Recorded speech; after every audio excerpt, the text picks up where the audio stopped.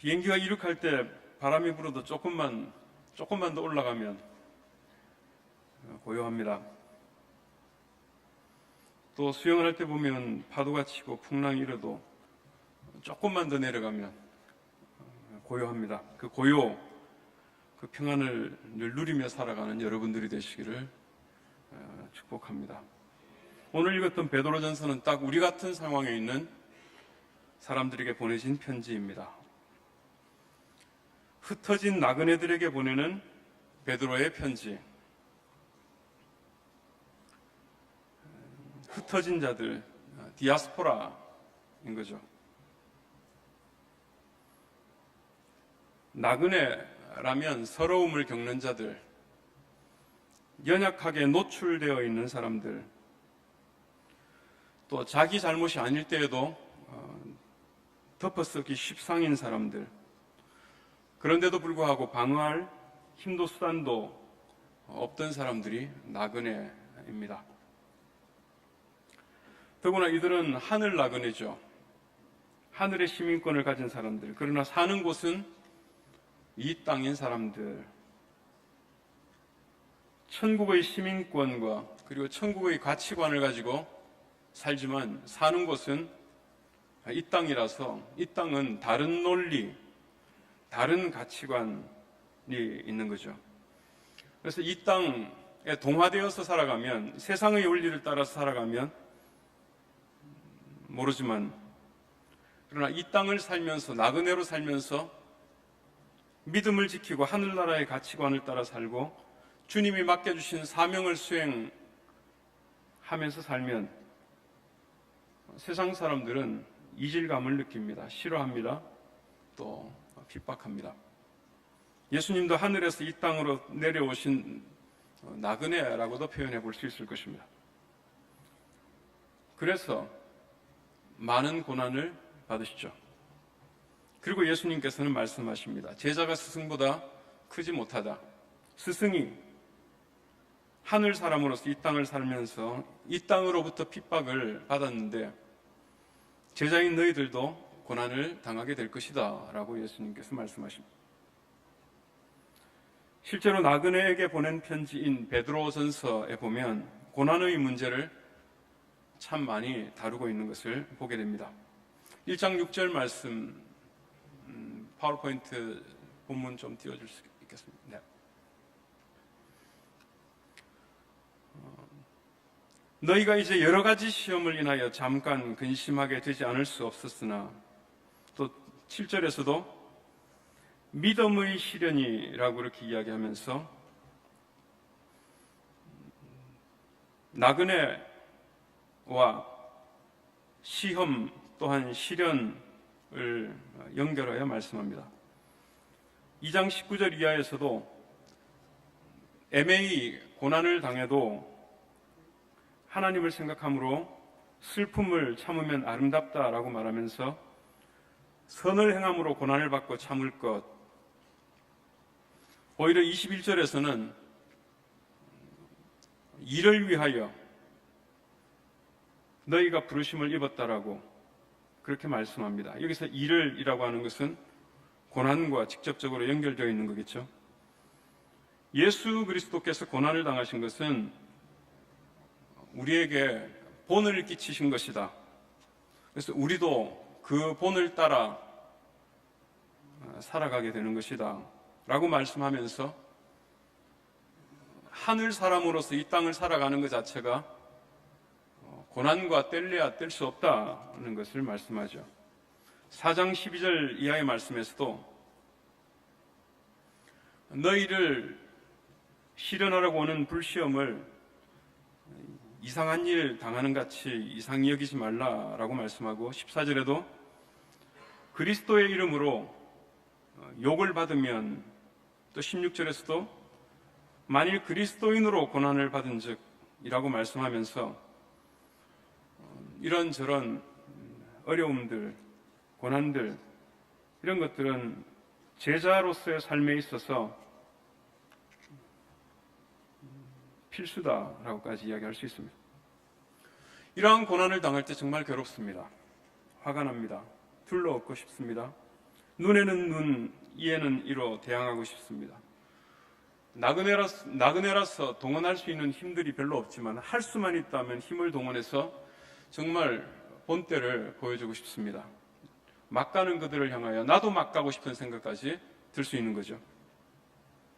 서러움, 괴로움을 좋아할 사람이 누가 있겠습니까마는, 그러나 좋아할 수는 없어도 무익하지는 않습니다. 무의미하지도 않다. 1장 6절에서는 너희가 이제 여러 가지 시험을 인하여 잠깐 근심하게 되지 않을 수 없었으나 오히려 크게 기뻐하도다 라고 말씀하죠. 유익을 생각하면 고난 속에서 오히려 기뻐할 수도 있다. 적어도 베드로는 그랬던 것이죠. 1장 7절에서도 믿음의 시련이 불로 연단하여도 없어질 금보다도 더 귀하여 예수 그리스도에 나타나실 때에 칭찬과 영광과 존귀를 얻게 한다.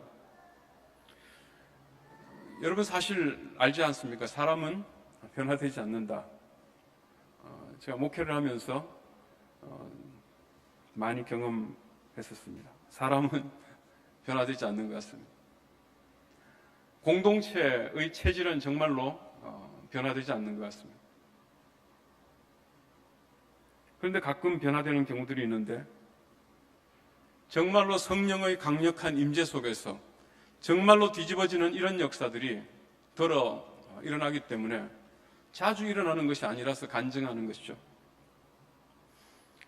또 변화되는 경우가 있는데 믿음의 시련을 통해서 그토록 은혜 받고 좋은 말씀 듣고도 고개만 끄덕이고 가슴은 뜨거워져도 삶이 변화되지 않던 사람들이 시련을 통해서 변화되는 일들이 있는 것입니다. 정금과 같이 변화되게 되는 일들이 고난을 통해서 가능하다. 저는 새생명교회가 설립되고 난 다음에 한 1년 5개월 정도, 1년 반 정도 지나고 난 다음에 부임을 했는데요. 참 보기 드문 교회였습니다. 성도들은 뜨거워 있고 뭔가 주님의 나라를 위해서 하려고 하는 열정이 가득하고 교회의 기본 근본 터전이 정말로 좋았었습니다. 그래서 정말 사역하는 것이 기뻤습니다. 10년 동안의 사역 동안 저를 늘 괴롭히는 한 가지 생각이 있었는데 왜 더 좋아지지 않고 점점 식어가는가 하는 것이었습니다. 묵은 땅과 같이 정말로 좋던 부드러운 땅들이 시간이 지나면서 그래서 목회자로서 이게 능력의 한계가 있구나. 근데 사실은 좋은 리더를 통해서 교회가 변화될 수 있는 이거보다 훨씬 더 큰 역사가 고난의 과정을 통해서 이미 일어났던 것입니다. 교회가 설립 초기에 겪었던 그 어려움들이 교인들을 불타오르게 했고 헌신하게 했고 어떻게 보면 그 믿음의 시련만큼 소중한 강력한 지도자는 없었다 생각이 됩니다. 우리의 삶에도 예수님께서 기뻐하시고 칭찬하실 만한 성품으로 변화되게 하는 것이 우리 삶에 다가오는 고난일 수 있습니다. 그렇기 때문에 고난은 설지만 고난을 통해서 받을 칭찬을 생각하면 견딜만 합니다. 예수님께서 칭찬하실 것이다. 칭찬하실 만한 사람으로 내가 변화될 것이다 생각하면 기뻐할 만할 것입니다. 더군다나 지금은 말세라고 하죠. 진짜로 말세라는 느낌이 들지 않습니까? 시간이 얼마 남지 않았는데 점진적인 변화를 기대하기에는 시간이 너무 짧습니다. 시대적으로도 그렇고 저도 38살에 마닐라로 왔는데 세월이 긴 줄 알았는데 지금은 사역할 수 있는 때가 얼마 남지 않았구나. 아니면 그거보다 좀 더 줄여서 내가 살아있을 수 있는 날들이 그렇게 생각보다는 길지 않을 수 있다 생각되면 이 기간 동안 내가 어디까지 얼마만큼 변화될 수 있을까 생각하면 깝깝합니다. 그러나 얼마 남지 않은 이 시간 동안이라도 우리가 정금같이 변화될 수 있는 그 동력이 시험 가운데, 시련 가운데 있다. 짧은 시간 동안에 격렬하게, 강력하게 그러한 변화들이 일어날 수 있다면 지금의 어려움들, 시련들, 시험들, 핍박들, 하여튼 이 세상 가운데서 우리가 겪는 원치 않는 이런 것들이라도 까짓 거 좀 참을 수 있지 않겠습니까? 영원한 영광의 중요한 것들을 이룰 수 있다면 말이죠. 4장 7절 이하에 보면 만물의 마지막이 가까웠으니 시간이 얼마 남지 않았기 때문에 지금 받아야 될 이 수강 과목들에 대하여 집중하라는 것입니다. 정신을 차리고 근신하여 다른 일로 허비할 것이 아니라 기도할 것, 서로 사랑할 것, 서로 대접할 것, 하여튼 지금 어려움을 통해서 따야 할 학점들에 집중하는 것입니다. 어떻게 우리는 나그네 삶을 사는 동안 이 어려움들을 극복할 수 있을까? 그 극복할 수 있는 그 동력들이 어디에 있을까? 1장 3절 말씀 한번 우리 같이 한번 읽어보겠습니다. 1장 3절 말씀 시작. 찬송하리로다. 우리 주 예수 그리스도의 아버지 하나님이 그 많으신 긍휼대로 예수 그리스도의 죽은 자 가운데서 부활하심으로 말미암아 우리를 거듭나게 하사 산 소망이 있게 하시며 예수님을 바라보는 것입니다. 예수님의 부활, 이것이 우리에게 소망, 특별히 산 소망의 미천이 되시는 줄 믿습니다. 아시다시피 예수님께서는 연약한 삶을 사셨고 고난받으셨습니다. 세상을 살면서 예수님께서 마음속에 이런 유혹들이 많았을 것 같습니다. 내가 약한 것도 아닌데, 할 수 없는 것도 아닌데 내가 저놈들한테 이런 수모를 당해야 하는가, 내 능력으로 확 쓸어버릴까, 이런 생각이 괴로움을 당할 때 들 수 있었지 않았을까. 예수님께서 잡히시던 밤에 그런 말씀하시죠. 내가 12영 더 되는 천사를 동원할 수 있는 그런 권한이 없는 줄 아는가 말씀하시죠. 영이라고 하는 것은 군단, 사단, 그런 병력 규모를 말하는 거죠. 천사 한 존재가 아니라 12사단이나 되는 존재를 동원할 수 있는 능력이 내게 있다. 하려면 할 수 있다.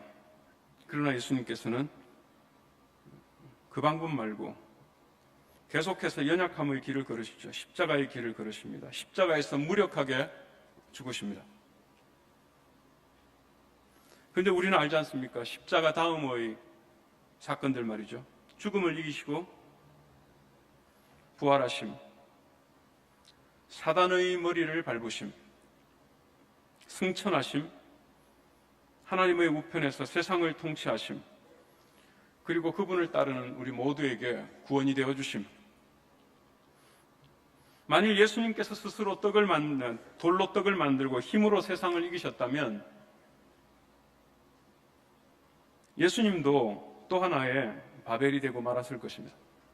그러나 예수님께서는 끝까지 하늘 방식으로 사셨고 그 끝에 극적인 반전, 부활이 이루어지지 않습니까? 이것이 우리에게 소망이 되는 줄 믿습니다. 산 소망. 지금 우리가 믿음의 길을 걸어갈 때 수도 없이 회의가 들고 타협하고 싶고 다른 방법을 쓰고 싶고 그만두고 싶을 때마다 예수 그리스도를 바라보는 것입니다. 끝까지 가더니 툭 떨어지셨는데 그러나 거기에서 부활이 있으셨던 것처럼 우리도 믿음의 길을 서럽게 걸어가고 있지만 우리 삶에도 극적인 반전이 기다리고 있습니다. 예수님의 부활과 같이 나의 부활이 있다. 나의 역전이 있다. 내가 타협함으로 만드는 안전, 승리 말고 예수님을 죽음에서 살리신 그 능력으로 말미암는 역전이 저와 여러분들의 삶에 있는 줄 믿습니다. 저는 그 임재를, 그 하나님의 임재를 기다립니다. 이것이 저에게 위로요 소망입니다. 또한 여러분들도 이 복된 주일날 멈추어서서 주님을 바라보며 주님의 부활을 생각하며 그 주님으로 인하여 산 소망을 갖게 되시기를 축복합니다.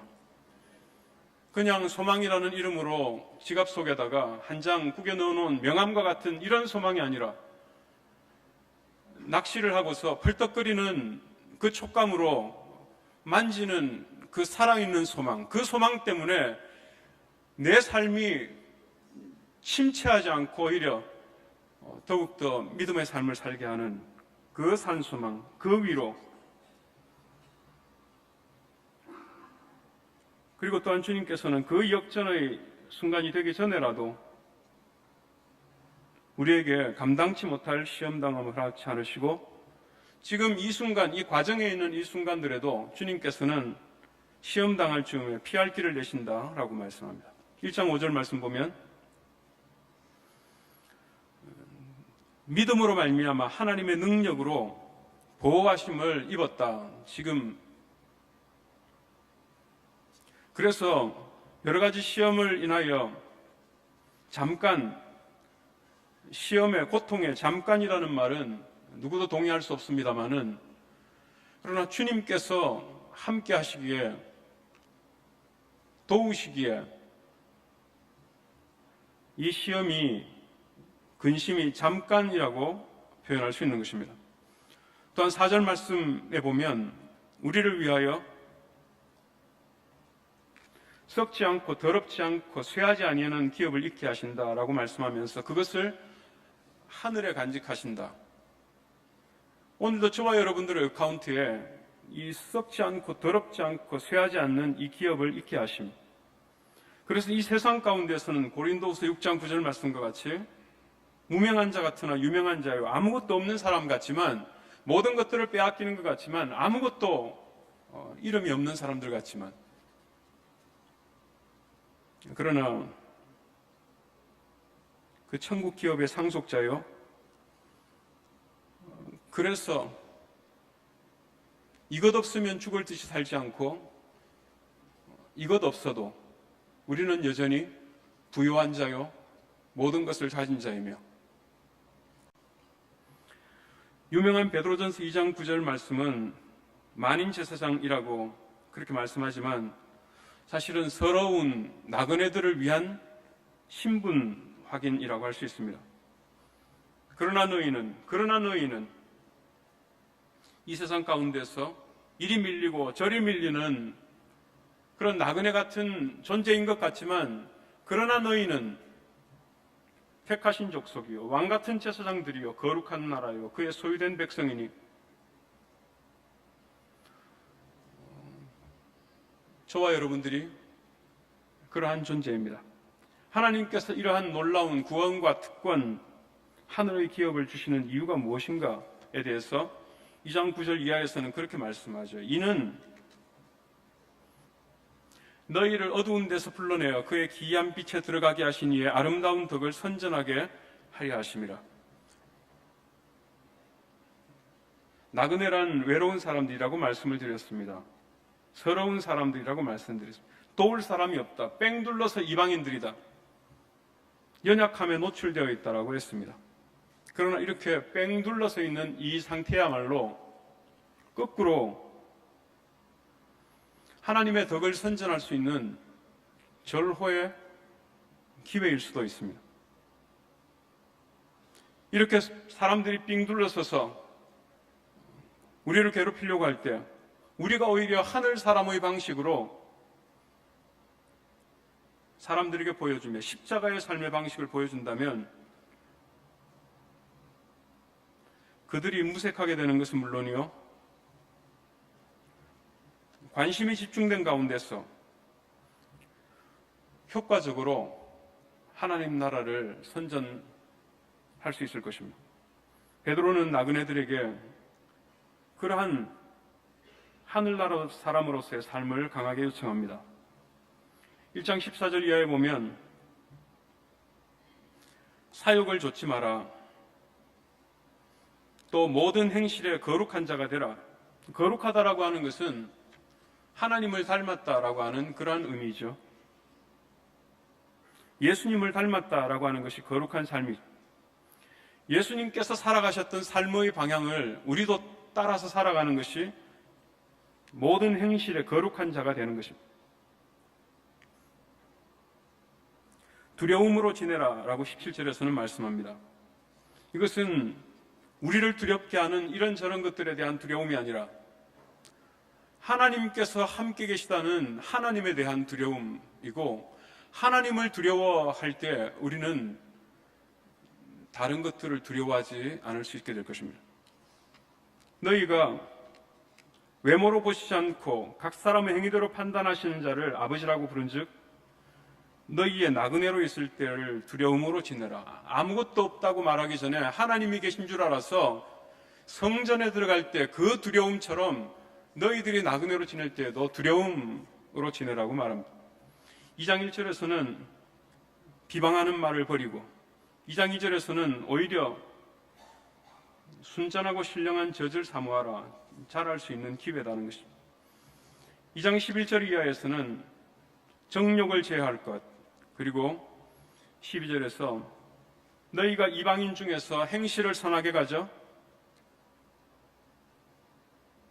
너희를 악행한다고 비방하는 자들로 하여금 너희 선한 일을 보고 권고하시는 날에 하나님께 영광을 돌리게 하라라고 이렇게 말합니다. 그러면서 구체적으로 베드로전서에서는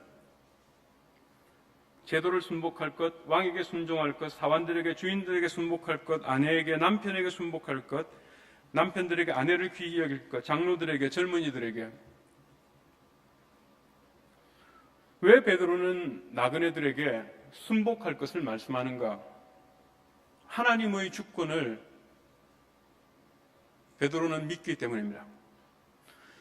지금 문제는 나와 너의 싸움이 아니라, 나그네와 주인과의 싸움이 아니라 하나님께서 이 모든 상황들을 다스리고 있기 때문에 우리는 하나님을 경외하고 사람들을 순복하는 가운데서 하나님께서 오히려 이 모든 문제들을 다스리시고 이루시기 때문에 순복해 주라는 것입니다. 오늘 우리의 관심은 승리가 아니라 어떻게 하면 이 상황 속에서 하나님의 아름다운 덕을 조금 더 드러나게 할 수 있을까? 선전할 수 있을까? 어떻게 하면 저 사람들로 하여금 십자가의 삶을 이해할 수 있게 할까? 그 성경 안에서 있었던 그 십자가의 삶의 원리가 우리를 통해서 어떻게 좀 표현될 수 있을까? 이것이 나그네된 핍박과 어려움 가운데 살아가는 우리들의 주된 아젠다여야 하지 않을까? 말씀을 믿겠습니다. 베드로전서 3장 14절, 15절, 16절 말씀을 우리 한번 함께 읽어보면 좋겠습니다. 베드로전서 3장 15절, 16절입니다. 시작. 너희 마음에 그리스도를 주로 삼아 거룩하게 하고 너희 속에 있는 소망에 관한 이유를 묻는 자에게는 대답할 것을 항상 준비하되 온유와 두려움으로 하고 선한 양심을 가지라. 이는 그리스도 안에 있는 너희의 선행을 욕하는 자들로 그 비방하는 일에 부끄러움을 당하게 하려 함이라. 이랬으면 좋겠습니다. 사람들이 새생명 교인들에게 이런 것을 물을 수 있게 되면 좋겠습니다. 소망에 관한 이유. 당신들은 이런 상황에서 어떻게 그렇게 여전히 소망을 품고 사우? 당신들은 어떻게 이런 상황 속에서도 기뻐합니까? 당신들 이런 상황 속에서 염려나 두려움이 없수? 이런 소망에 관한 이유를 우리가 질문당하고 싶습니다. 세상 사람들과는 다른 주님을 닮은 태도가 거룩이라고 했습니다. 너희 마음에 그리스도를 주로 삼아 거룩하게 하고, 우리가 주님을 닮을 때 당연히 아비인 주님께서 우리를 보면서 너희들이 나를 닮았다라고 알아보시겠지만, 우리가 주님처럼 거룩하게 살아갈 때 세상은 우리를 바라보며 단박에 알아보는 것입니다. 주님도 참된 그리스도인과 아닌 것을 구분할 수 있는 것처럼 세상도 기가 막히게 자기네 자식인지 아니면 딴 집 자식인지를 알아보는 것입니다. 그러면서 세상이 우리에게 소망에 관한 이유를 묻게 된다는 것입니다. 이럴 때 잘난 체하지 말고 온유와 두려움으로 대답하라고까지 말씀하시죠. 그렇게 사람들이 물을 때 어떻게 그렇게 여전히 기뻐하며 사냐고 물을 때 웃으면서 예수님 때문에요. 그래도 우리에게는 살아있는 소망이 있습니다. 하나님께서 다 통치하시는 걸요. 지금 내가 손대지 않아도 손보실 분이 계셨어. 이거 잃어도 하늘의 보화가 나에게 있는 걸요. 이렇게 말하는 것이 전도잖아요. 사람들을 쫓아다니면서 지겹게 하나님 나라를 말씀하는 것도 강권하시는 사랑일 수 있지만, 사람들이 나를 쫓아오면서 당신의 그 삶의 비결을 좀 배우고 싶다라고 말할 수 있다면, 그때 하고 한 수 알려줄 때 쫓아가서 전하는 복음과 찾아와서 전해주는 복음, 이 사이에 그 영향력은 전혀 다르지 않겠습니까? 심지어는 회교권이나 공산주의에서도 찾아가서 전도하는 것은 금지되어 있지만 그 사람들이 와서 예수에 대해서 물을 때 대답하는 것은 불법이 아니라고 그러죠. 필리핀에서는 복음을 전하는 것 자체도 장애가 없습니다만은, 하여튼 우리에게 소망에 관한 이유를 묻는 역사들이 연쇄적으로 생길 수 있는 계기가 되기를 축복합니다.